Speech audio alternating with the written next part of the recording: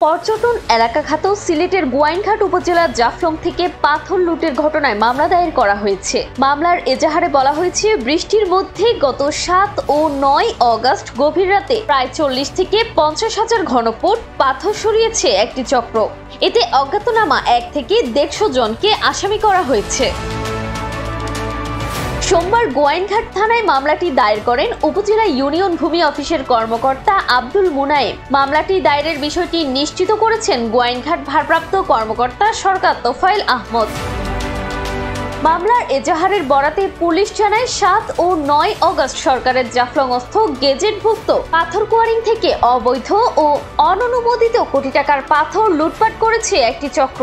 দুবারই ১টা থেকে ভোররাত ৪টার মধ্যে সরানো হয়েছে পাথর। এতে ব্যবহৃত হয়েছে ৫০ থেকে ৬০টি নৌকা, যেখানে প্রায় ১০০ থেকে ১৫০ দুর্বৃত্ত অংশ নেয়।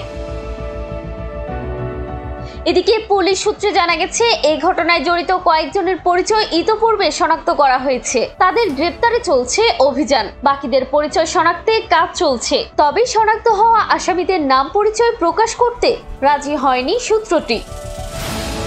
ওসি সরকার তোফায়েল আহমেদ বলেন, জাফলংয়ে পাথর লুটের ঘটনায় মামলা হয়েছে। আসামিদের শনাক্তে কাজ করছে পুলিশ। বিস্তারিত তথ্য পরে জানানো সম্ভব হবে।